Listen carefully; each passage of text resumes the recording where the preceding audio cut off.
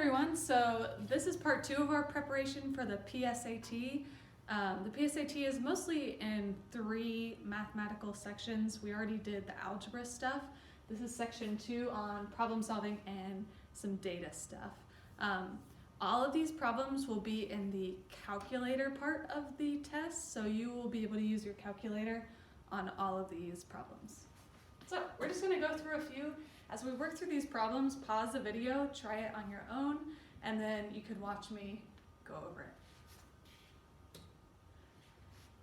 So just to start off with, when we're talking about data, you should be pretty familiar with this stuff, but to find the center of a data set, there are 3 ways to do it: the mean, the median, and the mode. The mean is just the average, add them up, divide by how many there are. The median is the middle number. So it's like the median of a road that goes through the middle of a road. It's just the middle number, or if there's 2 in the middle, you average the 2 in the middle. The mode is the one that pops up the most often. And there can be multiple modes, or maybe even not a mode. So pause the video and see if you can find the mean, median, and mode of this data set, and then of this data set. So for this one, to find the mean, we would add them all up and divide by 4 because there are 4 of them. I'm just going to do that in my calculator. Make sure you use parentheses around those top numbers there. So -1 plus 4 plus 5 plus 8 divided by 4 is 4. So the mean is 4. To find the median, you make sure they're in order. In this case, they are in order from least to greatest, but if they're not, you'll have to put them in order from least to greatest. And then the middle number is the median. The middle is right here, and so it's going to be in between 4 and 5, which is pretty obviously 4.5. If you wanted, add them up and divide by 2, and you would get 4.5. And the mode, in this case, none of those repeat at all, and so there really is no mode for this one. This one doesn't really have a mode either, so sorry, these are not the best problems. But imagine that this had like another 4, then 4 would be the mode. To average these, there's 1, 2, 3, 4, 5 of them, so we'll add them up and divide by 5. That's the mean or average. This is like how your grades are calculated. Add them up and divide by 5. Obviously, this 300 makes it way bigger because of this outlier here, a number that's way far away from the rest of the data. So that 300 makes the mean 63. The median doesn't get pulled as much by outliers. The median is not going to be as big. So the median, we need to put all the numbers in order from least to greatest. So there's a 1, a 2, a 4, an 8, and a 300. And the median is the middle number 4. And again, there's not a mode here. If you're asked to compare data sets, like say you're asked like, which of these data sets has a greater mean, it would be this data set. Or which one has a greater median, it would be this data set because it's bigger by 0.5. All right, so we can talk about the center of the data, and then we could also talk about how spread out is it. Like, is it all really close together, or is it all really spread out? Like, imagine we're talking about ages. Is everyone kind of around the same age, or do you have like really young people and really old people kind of thing? So there's a couple ways we can describe the spread of the data. The most basic way is the range. Range is just like from the smallest to the biggest, how far is that? And you find it by doing the max minus the min, the biggest number minus the smallest number. So for example, let's take this data set here and find the range. So imagine we have like a 2-year-old all the way through a 22-year-old.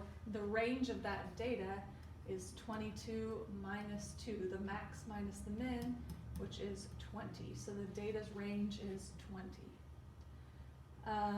We could even find the range of ages in our class, which probably is not as big as this range here. Standard deviation is another way of measuring spread. You don't have to know how to find it for the PSAT. You just need to know that it measures how spread out the data is. So if it's a very big number, the data is more spread out. If it's a small number, the data is closer together. So here's an example of that. So we've got 3 options, and it says which data set has the greatest standard deviation. And standard deviation measures spread. How spread out is it? So notice how this data is all really close together. It's all right in between like 5.5 to about 8.5. This data is a little more spread out, but it's still all pretty close together. It has a bigger range, but it's still generally like all in the center there, whereas this data is all over there and all over here. Like it's on complete opposite ends from each other. It's very far away from the center in both extremes. This one would be the most spread out. It has the biggest standard deviation. And then it also asks which has the greatest range. Remember, the range is the max minus the min. So this one looks like it's about 10.5 minus, oh sorry, these are bars. So this one's 10 minus 4, which is 6, so it has a range of 6. This one only goes from 6 to 8, so it has a range of 2. And this one goes from 4 to 10 as well, so it also has a range of 6. So these both have the greatest range of 6. All right, so you might see a box plot on the test. Just want to remind you real quick, a box plot is just a way of representing some info about the data. You've got your min and your max on the ends, so like this would be the range of the graph. The median goes down the middle, and then you shouldn't need to know this, but the box itself is Q1 and Q3, the first quartile and the third quartile. All right, you may see a variety of graphs on the test. For example, just like a frequency graph. By the way, this is some interesting data, and this is true as of 2018 anyway. This is all the CEOs of like major companies. There are more CEOs named John and named David than all the women CEOs combined. So that sucks. We're working on it. But that's a frequency graph. It just counts up frequencies or maybe even percentages. And then a histogram counts frequencies, but for a specific interval. So like in this histogram, we have people aged 20 to 30, and then there are 2 people within that range. I don't know exactly what their ages are, but they're between 20 and 30. So it asks how many people are 70 or older. So here's 70. There's one person that's between 70 and 80, and one person that's 90 to 100. Both of those are 70 or older. So 2. And what is the median age of this data? To find the median, I'm going to need to list out the data that it gives me here. So there's there are 2 people in the 20 to 30 range. I don't know exactly what their age is. And then another 20 to 30. And then I've got 4 people in this range, 30 to 40, and there's 4 of those. So 1, 2, 3. I'm just gonna pretend that those are the same. And then there's 4 in the 40 to 50 range. So, and then another 1, 2, 3. So there's 4 of those. And then there's 5 in the 50 to 60 range. So 1, 2, 3, 4. Sorry, I just don't feel like writing it out. And then there's 3 in the 60 to 70 range. 2 more. And then there's a 70 to 80. And then there's 90 to 100. So the median is the middle. So cross off that, cross off this. Cross off here, cross off here. And we're just gonna find the middle. I'm gonna cross off a few. 1, 2, 3, 4, 5. 1, 2, 3, 4, 5. And let's cross off 1, 2, 3. 1, 2, 3. Oops, that was the middle. So the middle was somewhere in between the 40 to 50s and the 50 to 60. So I'm actually just going to call the median 50. Obviously, it might have been somewhere slightly in the middle there, and you can kind of see that on the graph, how 50 is kind of right in the middle of the general data. Okay, a scatter plot connects two variables, one on the x-axis, one on the y-axis, and you just put points for each piece of data. So for example, on a day that's 15 degrees Celsius, which would be here, what would you expect to make in sales? So basically when you're at 15 on the x-axis, where would you expect to be on the y-axis based on kind of this general trend? It might help you to even draw a line of best fit through the data, something like this. Obviously, that might not be perfect, but it's going to be somewhere around here. So maybe like $290 or even $300 in sales. All right, let's get into a few rates now. So imagine Ms. Dean spent 90 minutes biking 25 miles. On average, what was my time per mile? So if I want time per mile, I'm going to do minutes per mile. And so it was 90 minutes per 25 miles. And just divide. So when you divide those, 90 divided by 25, you get 3.6 minutes per mile. And so we're going to have to convert that to seconds. Obviously it's 3 minutes, so the answer is not D. But if I want to convert 0.6 of a minute into seconds, how do I do that? So if I have 0.6 of a minute, basically multiply by 60. Because I know in 1 minute, there's 60 seconds. So do 0.6 times 60, which is 36, and that is now in seconds because the minutes cancels. So that's your answer, 3 minutes and 36 seconds.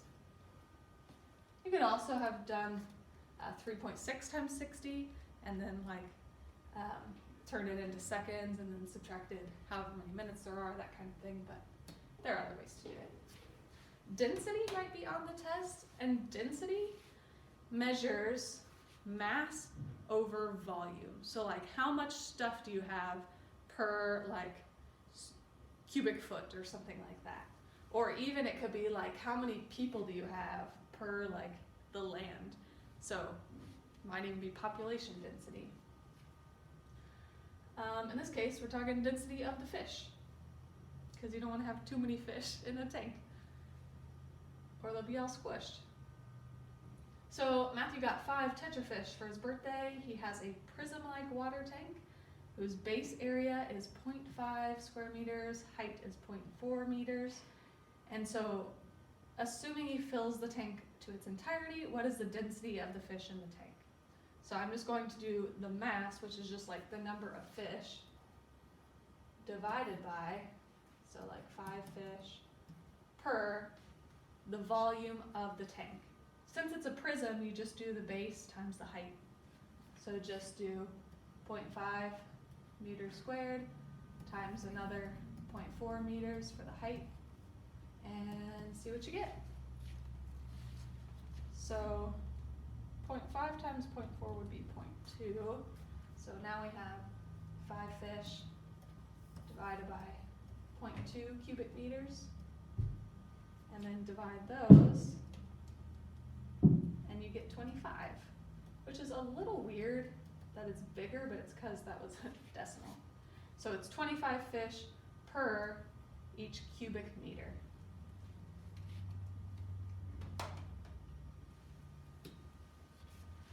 All right, let's talk scale factors.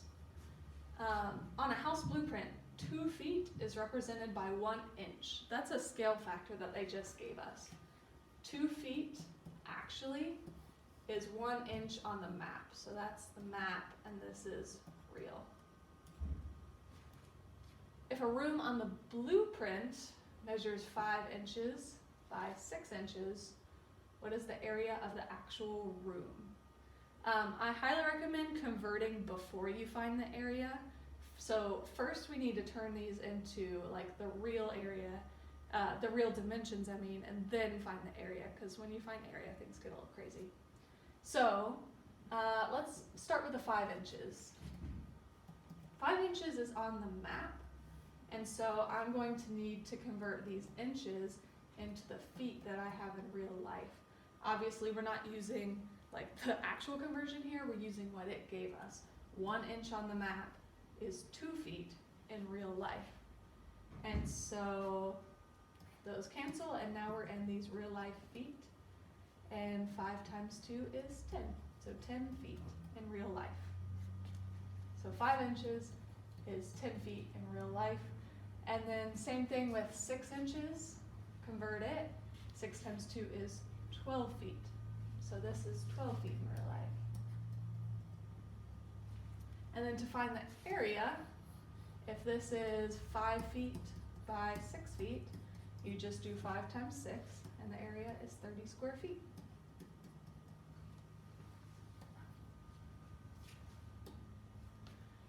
All right, setting up scale factors like that also works for similar triangles. Remember, similar triangles have proportional sides. So this says AE is parallel to CD, so these are parallel. And we've got an intersection here, and it says, what is the length of CE? So my goal is to find this whole thing. I already know that part of it is 8. I need to find this. So these are actually similar triangles. I know that because these are vertical angles, so they're congruent. These are alternate interior angles, so they're congruent, and actually same with these as well. So by the angle-angle theorem, I know these are similar triangles. And so make sure you line up these sides correctly. This was 1 and 3, so 1 and 3, these go together. So 5 to 10 is the ratio here. You can kind of tell that it just doubles to get to the big one. So it's pretty easy to see, cut the 8 in half, this is going to be 4. But if you need to set up a ratio, you could have just called this CB or X, and we could say 5 over 10 is the same as X over 8. And then you can cross multiply.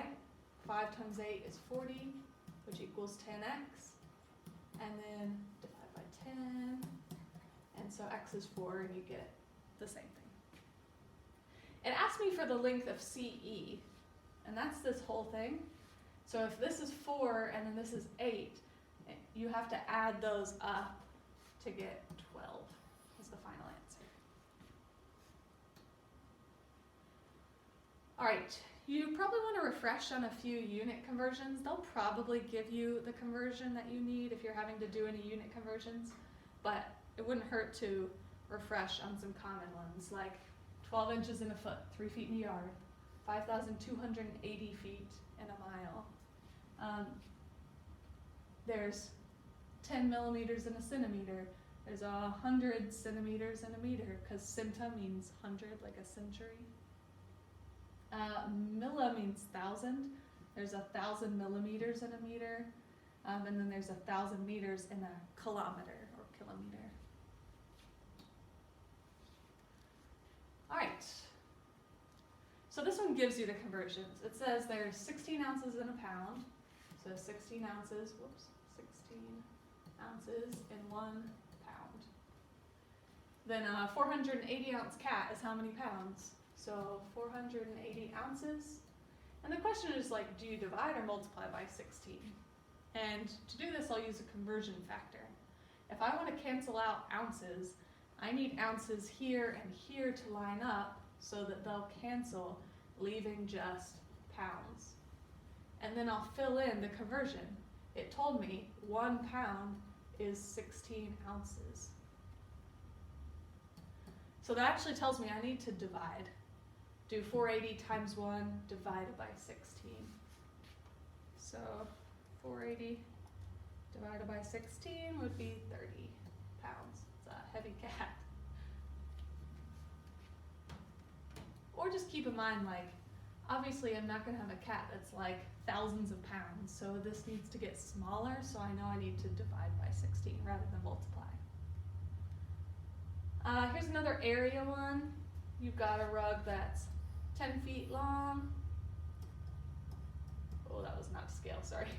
And 33 inches wide. What's the area of the rug? Again, before you find the area, you've got to convert this. We want it to be feet. Actually, it should be feet squared. So to convert this to feet, 33 inches, convert inches to feet so that inches cancels out, and I know there's 12 inches in 1 foot. So divide the two, 33 divided by 12, and it's 2.75 feet. So this is actually 2.75 feet. That is so not to scale. Then you can multiply the two to find the area. I'm just gonna leave it there. All right, let's get into some percentages. If you want to find the percent of something, you should convert it to a decimal first. So like if I want to know 40% of 115, you should definitely just turn this into a decimal. And remember, all you have to do is move it 2 decimal places, to the left to be a decimal, or to the right to be a percentage. So just do 0.4 times 115, and let's see what we get. That would be 46. Be careful, like let's say it's like 0.5%. It's tempting to move the decimal the wrong way, but 0.5% as a decimal would be, move it twice, it would be 0.005. Let's look at another one here. This is real, by the way. Nazine's rent is $855 a month, which she pays online. And so my payment options are to, if I pay with a credit card, they charge me 2.95% of my rent to pay with the card. If I pay with a debit card, it costs $4.95 as a flat fee. So which is better? So we already know what this costs, but what is 2.95% of that? Again, convert it to a decimal first, so move the decimal 2 spots to the left. This is 0.0295 as a decimal, and then do times the 855. Let's see what we get.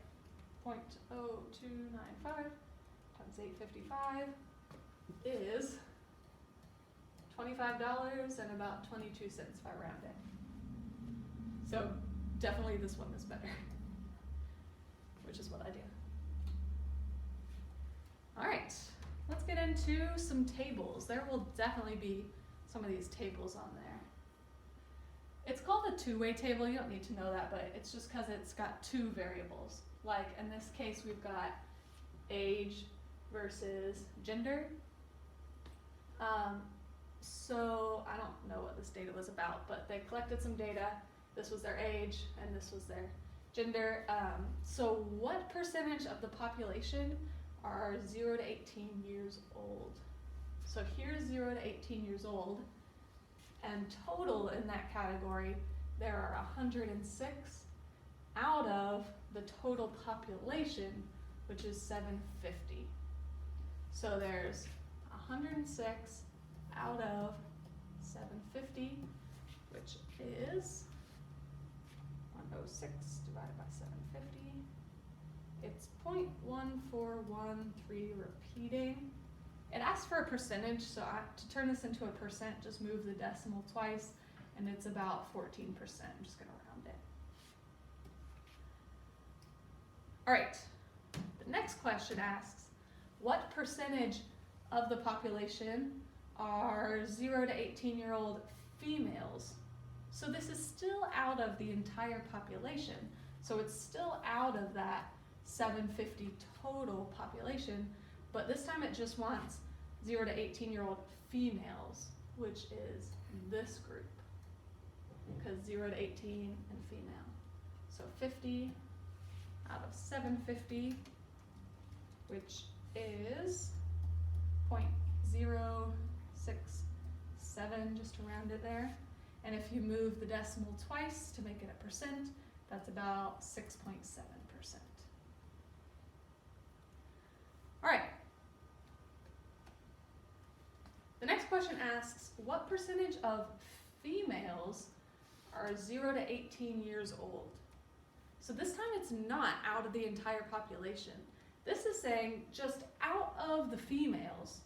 So you're pretty much going to ignore everything else except for the female row. And we're going to ignore the rest of the data. Out of this row, how many are 0 to 18? So it's still that group of 50 that were 0 to 18-year-old females, but this time, rather than dividing it by the full population, it's only asking out of the females. So we just do out of 370. So 50 divided by 370 is 0.135 approximately, which as a percent is 13.5%. All right, so you got to be careful with the whole of part. Like if it's of the whole population, I do it out of 750, the full total. If it's out of the females, I use the female total. And this next question says, what percentage of 0 to 18-year-olds? So in this case, I'm just looking at this row and ignoring everything else.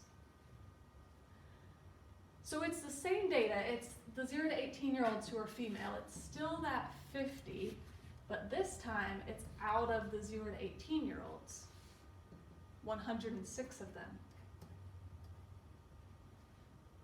And if we put that in the calculator, we get 0.472 approximately, which as a percent is 47.2%. So I just wanted to show you, like, I know these look very similar and they use that same 50, but you just have to be careful with like what it's out of. If it's the percentage of females, then you're only looking at the female column. So just be careful with that. Okay, here's another example of what they might do with this kind of data. So same table of data. This is the age of a random sample of people from a population is summarized in the table, to the left. If the whole population consists of 31,000 people, which of the following statements is true? So like, this is only 750 people. That's what we call a sample. It means just part of a population. But the actual population, like the total number of people, is 31,000. So it says, the first option is we expect that there are 15,200 females in the population.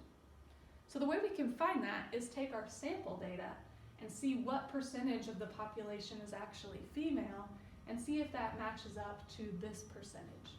So for example, there are 370 females in the sample data out of 750, which is 370 divided by 750. That's 0.493 repeating. It's a little less than half. So if I did 49% of this data, would I get 15,200? So let's do that. Do 31,000 times that decimal, 0.493. 31,000 times 0.493, and I got 15,283. That actually is pretty close. We rounded that decimal a bit, so let's see if any others are any better though. Another way you could do this is take the 15,200 and divide it by 31,000 and see if that gives you this same decimal that we got here. So like 15,200 divided by 31,000 would be 0.4903. So not quite the same. I'm not sure how precise it's going to be. So let's keep going. We expect there to be 55, 80 females that are 65 years and older, old and younger. What on earth? Oh, I see. 65 years old and younger. So these people are 65 years old and younger, and these and these. All right, and again, this is out of the whole population. So out of 750, I've got 50 plus 90 plus 135, which is 275. And then if you divide that by 750, we get 0.366666 repeating. So let's take that times the total population. So actually, let's just divide these. This number divided by the total population should match this decimal. So 5580 divided by 31,000, and not even close. It's 0.18. So those didn't match up, so it's not B. Next one, we expect there to be 9,300 females between 19 and 65. So here's 19 to 40, and here's 40 to 65. So that's 90 people plus 135 people. And again, this is out of the population. So the whole 750. So 90 plus 135 divided by 750 is 0.3, so a 30% of the population here. If I do 30% of this, so if I do 0.3 times 31,000, will I get this? And I actually did perfectly. So that's the answer. If you do 0.3 of the total population, you do get 9,300. Or if you did 9,300 divided by this, you would get 0.3. So this one was close, but not quite. Let's check D just to make sure. We cannot determine the number of females in the population. That is not true. You just take the percentages and then apply those percentages to the actual numbers. So the answer is C. All right, let's get into some functions now, kind of a whole different frame here. Keep in mind, linear functions make a straight line. They look like this, or maybe like this. Quadratic functions make this parabola shape, either like a smiley face, like a U, or it might be upside down. And then an exponential function has this like exponential growth. This is actually decay. Often it looks like this, where it like starts rising rapidly in one direction or falling rapidly in one direction. All right, so if you're looking at a scatter plot, you need to be able to determine which type of data it looks like. So the data won't be perfect, but it kind of resembles one of those three. For example, what does this look like to you? It's pretty bowl-like. So that is quadratic. This one rapidly increases, and it's got like an asymptote right here like all exponentials have. That is an exponential graph. This one is kind of like an upside down bowl. It's more of a hill shape, so that one is also quadratic. If it's ever just like a constant, like if I tried to draw a line through this data, like where would I even draw a line? I don't even know, like here, but then I miss all of this data. All right, let's now match an equation to a scatter plot. So which of these functions would best represent this scatter plot? Notice this is very linear. Like, again, it's not perfect, but it makes a pretty good line. And so this data is definitely not quadratic. And so x squared is a quadratic. That's out. It's also not exponential. And 5 to the x power is an exponential function. So that's out. So it's one of these two that are lines. This one has a y-intercept of 1, and it's sloped negatively. So a y-intercept of 1, and it would be sloped negatively. That's definitely not this. It has a positive slope, and it goes through about 0, 0. So the answer is definitely B. All right, let's try another one. This one is definitely exponential. It rapidly decreases, so it's exponential decay, something like this. So let's kick some out. This one's quadratic because it has x squared. This one's quadratic because it has x squared. So both of those would be like U shapes. This one's just a line with a slope of -1 and a y-intercept of 1, and it's not a line. So the answer is B. If the base of your exponential function is a fraction, it's decay. So if that helps you determine its decay as well. All right, when you're looking at this stuff, the line of best fit can be a positive or negative correlation. It's positive if your slope's positive. It's negative if the slope's negative. There might not be a correlation between two data where it's like, where would I even draw a line through this? So there's not a very good correlation here. With positive correlation, as one variable increases, the other increases. So like they go up together. Whereas negative, it's like as one variable increases, the other decreases. Like the more money I spend, the more my bank account decreases. You can have a very strong correlation, which means all the points are very close together and it's easier to draw a line of best fit, or a fairly weak correlation, but they're a little more spread out. And the more spread out the points are, the weaker the correlation. Okay. Like for example, this is a quadratic that has a decent correlation, but this one is like a perfect correlation, like it makes a perfect parabola. This is a perfect exponential correlation. This is a pretty decent correlation for an exponential. All right, so you can use these lines of best fit to predict stuff based on the data. So like, how many manatees would you expect there to be in 2008? Well, just go to 2008, which is right, 5, 6, 7, 8 right here, and see where the line of best fit is.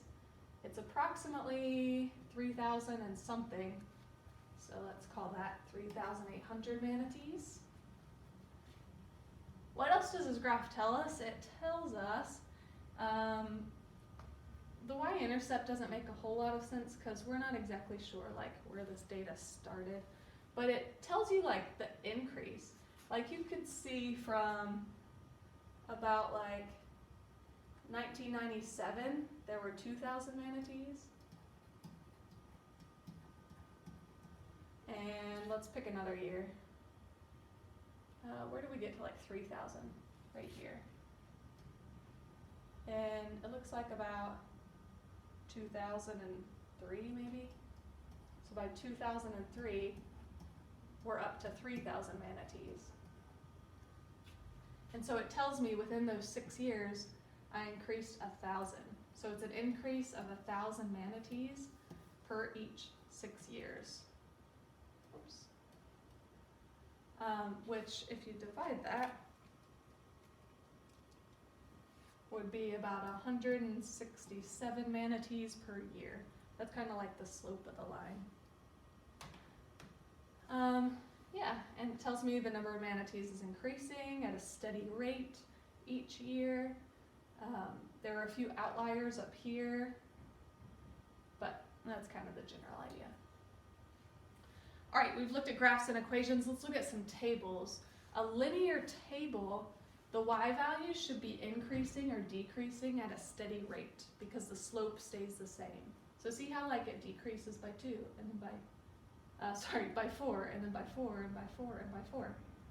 A quadratic, you'll probably notice some symmetry. So see how this is like at 5, but then it goes down to 3, but then it goes back up in a symmetrical way, kind of like a parabola does. And then exponentials, rather than adding or subtracting the same number each time, exponentials multiply or divide by the same number each time. So see how this is times 4 times 4 times 4, rather than adding 4 or subtracting or multiplying, that means it's exponential. All right, so let's take a closer look at some exponential functions. They generally follow this form here. Whatever's attached to the x, we call it the base, and the a value in front is like your initial value. So like, let's say you start with 400 bacteria, and then they double every hour. So you do times 2 for 1 hour, and then times 2 another hour, and then times 2 again, and times 2 again. The way we represent repeating this multiplication is with exponents. It's times 2 for however many hours there are, which we might call t or x or h. But you start with a 400, and then you just do double it for however many hours there are. And we could call this f of t or y or b for bacteria, whatever you want to call it. Or let's say you start with one COVID patient, and the number of infected people doubles each day.